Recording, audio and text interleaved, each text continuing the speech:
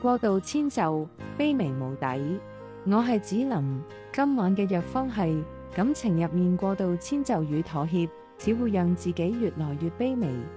為咗留住一段關係，不斷改變自己嘅喜好，不斷退讓自己嘅底線，時時迎合對方，處處遷就對方，以為無限度嘅包容討好可以換來對方嘅珍惜與上心，最後只會被對方視作理所當然。